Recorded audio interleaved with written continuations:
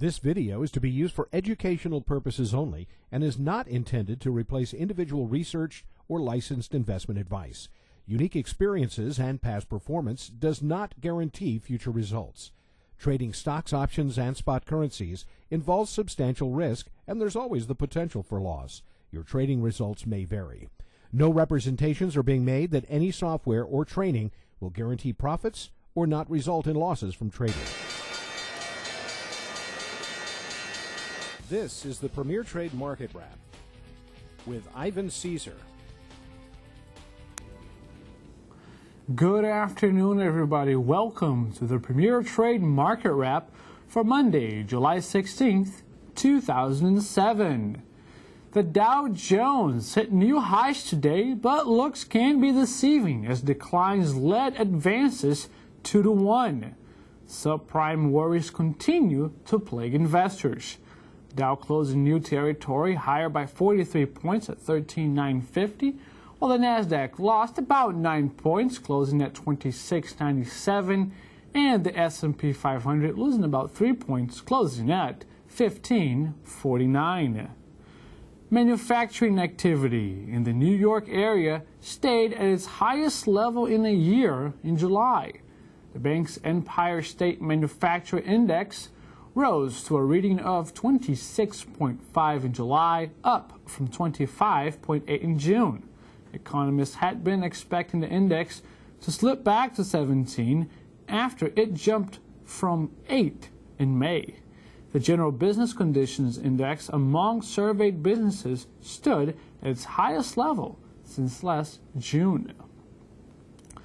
Flooding in the Midwest, refineries, and bloated oil costs reversed a predicted decrease in gas prices, instead pushing average prices 6 cents higher than the average price 3 weeks ago. Tripoli Lundberg said the rise was the result of massive flooding in the Midwest, where heavy rains shut down 2 major refineries in Whiting, Indiana, and Coffeyville, Kansas.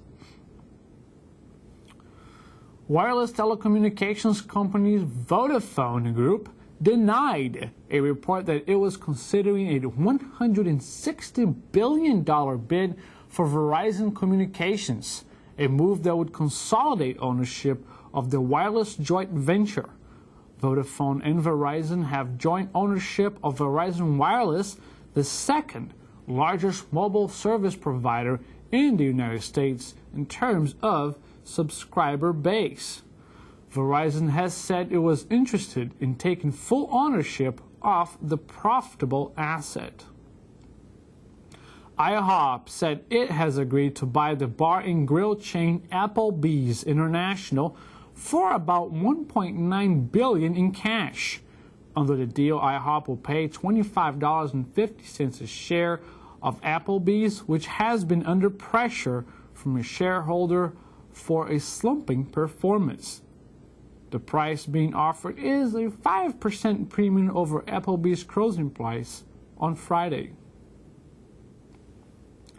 Ford Motor, responding to reports that it's putting its Volvo unit for sale, said it is not negotiating with anyone to sell the Swedish automaker.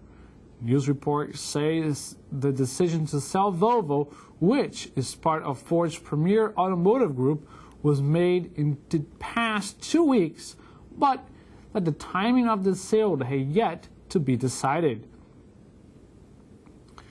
IBM agreed to pay $27 Canadian dollars a share, or 107 Canadian million, for Datamayer Corp. Datamayer provides technology that identifies and captures data that has been added, updated, or deleted, and enables delivery of the changed data in real time to process applications and databases. Statistics due this week are expected to show that China is on track this year to pass Germany as the world's third biggest national economy, behind the U.S. and Japan. Another indication of the rapid change of the global balance of power. Recent estimates put the size of China's gross domestic product in the past year at $2.8 trillion, breathing down the neck of Germany's $2.9 trillion national output. Only the U.S. at $13.2 trillion and Japan at $4.2 trillion have bigger economies. In earnings news, McDonald's, the world's largest fast food chain, said it expects a loss in the second quarter related to its plan to license restaurants in Latin America and the Caribbean to a developer. In April, McDonald's said it would cede control of 1,600 restaurants in an effort to strengthen profit.